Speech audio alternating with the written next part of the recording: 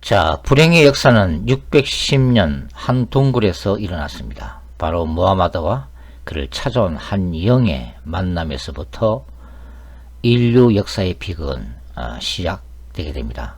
바로 이슬람이라고 하는 종교가 사탄의 자궁 속에서 꿈틀거리며 기지개를 켜기 시작한 것이죠.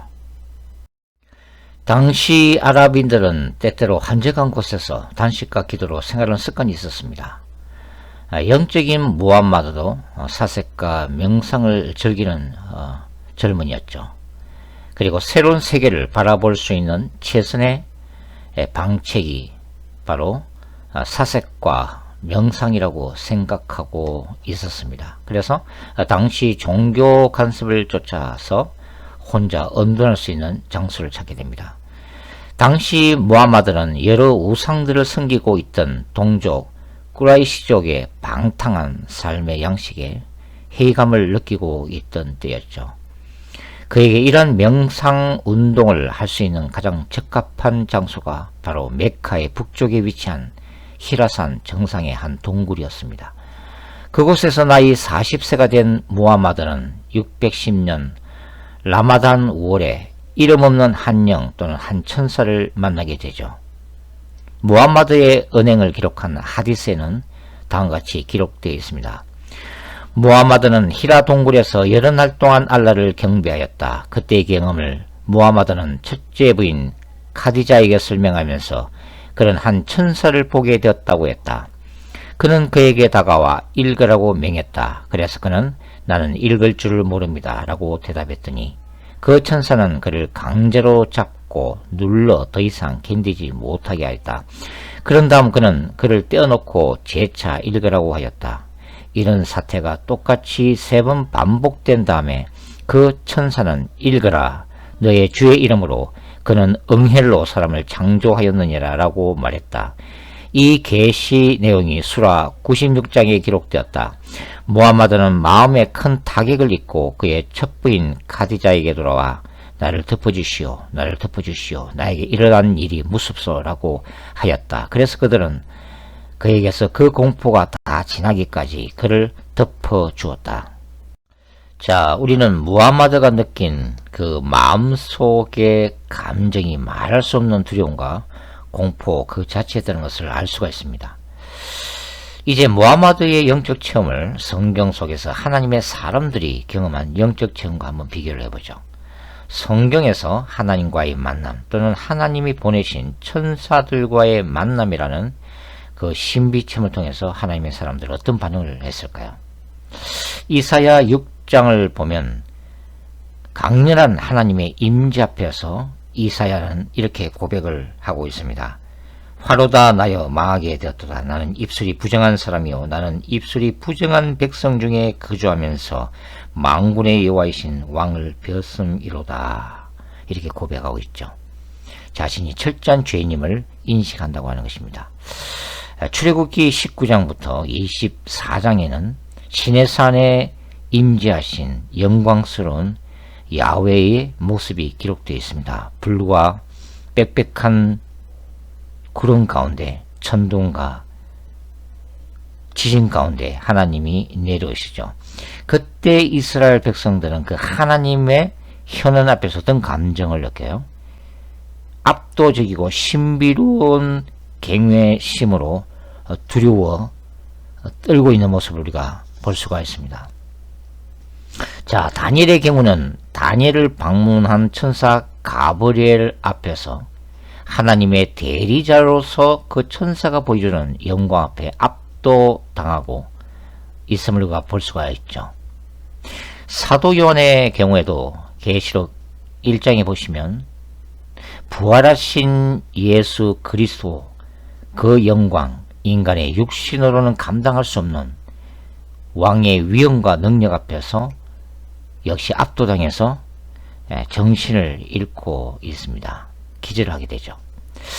자, 여기에서 비교되는 것은 하나님의 방문은 엄청난 능력과 영광의 무게를 인간이 경험하지만 사탄의 방문에는 그런 영광을 찾아보기 힘들다는 것입니다. 다만 사탄이 능력이 탁월한 영적 존재이기 때문에 인간이 제어할 수 없는 능력을 사탄은 보여준다고 하는 거죠. 무함마드 자신도 처음에는 이 방문자를 진으로 알려진 악령으로 생각했습니다. 하디스 선집에는 무함마드의 이런 영적 경험에 대해서 묘사를 이렇게 하고 있습니다. 인기척 없는 적막한 사막의 동굴로 예고 없이 나타났다가 돌연히 사라져버린 이 방문자는 악령의 통념적 관념과 혼합되어 그를 경악시켰고, 무함마드를 얘기하는 거죠. 그런가 하면 여러가지 형상으로 변모해 사생활을 해롭게 간섭하는 정신상태에 사로잡히게 했다. 이렇게 적고 있습니다. 하나님이나 빛의 천사들과의 만남은 처음에 막연한 두려움이 느껴지기도 합니다. 그러나 시간이 지날수록 뭔가 형언할 수 없는 내면에 솟아오르는 평각을 느끼게 되죠. 확신과 기쁨이 생기게 됩니다. 그리고 위로와 용기를 얻게 되죠.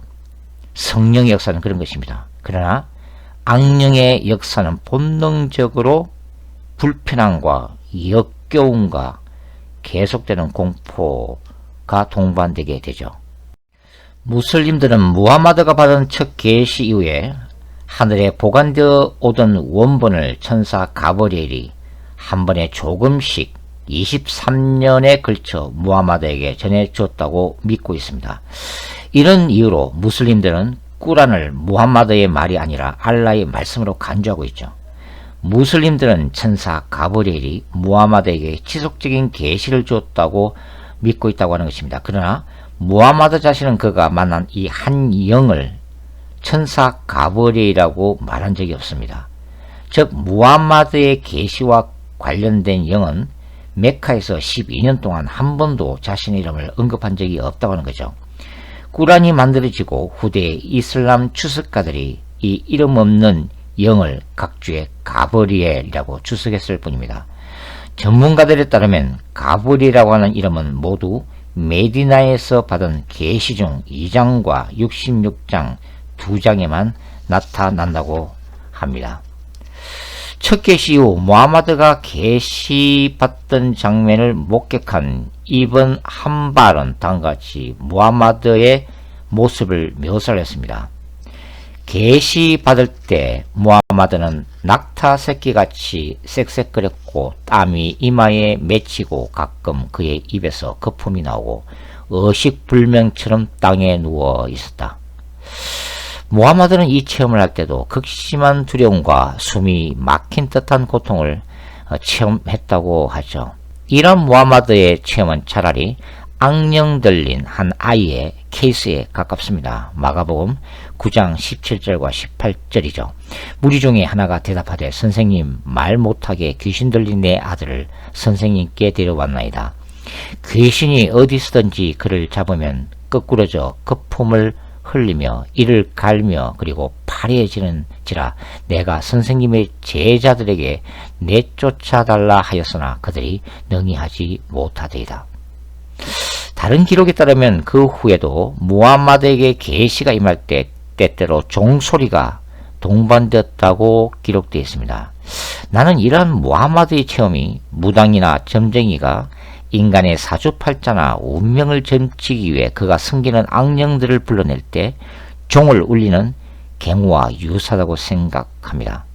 무함마드의 계시 체험은 무당들이 보통 신내림을 받거나 신접시 일어나는 현상과도 유사하다고 하는 거죠. 심하면 신병이 찾아올 수도 있습니다. 자, 무함마드가 히라동굴 체험 직후 그가 가졌던 첫 생각이 옳았습니다. 그는 자기를 찾아온 존재가 악령이라고 생각했던 것이죠.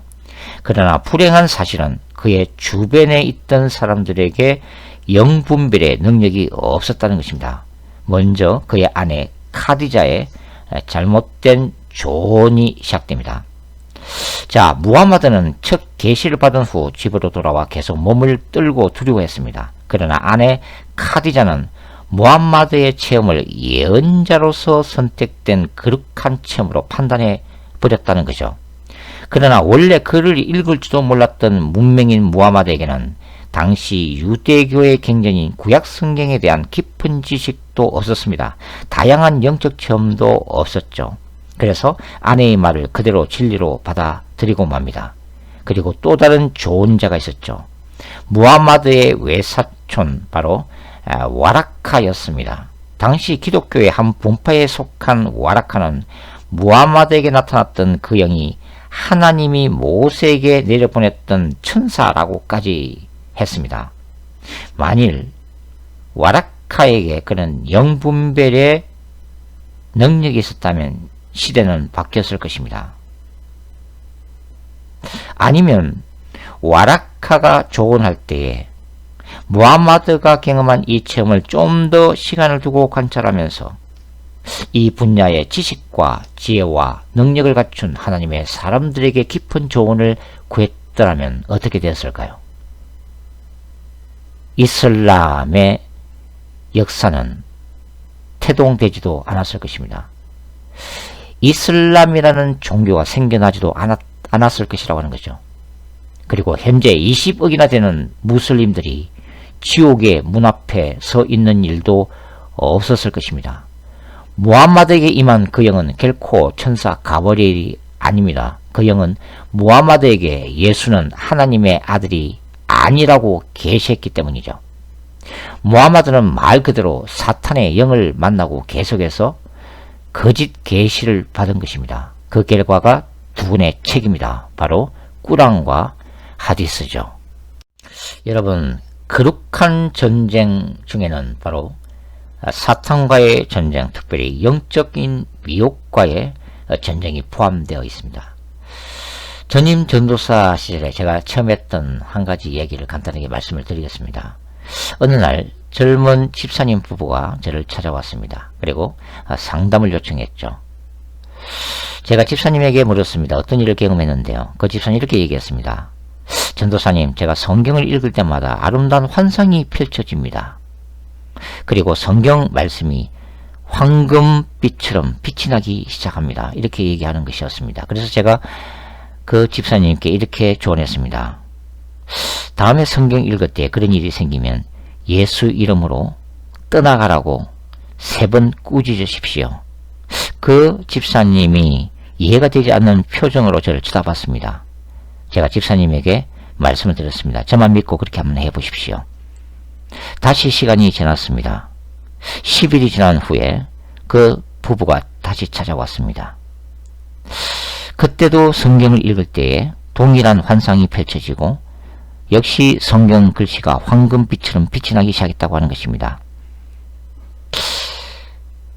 제 조언이 생각나서 용기를 내어서 이렇게 꾸짖었다고 합니다. 예수 그리스도 이름으로 맹하노니 악한 영은 떠나갈지어다.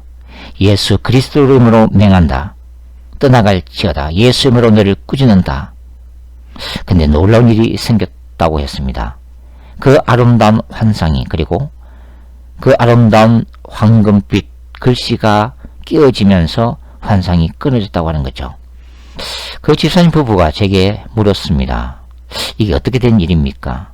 제가 이렇게 말씀을 드렸습니다. 사탄은 빛의 천사로, 광명의 천사로 우리를 찾아올 때가 있습니다.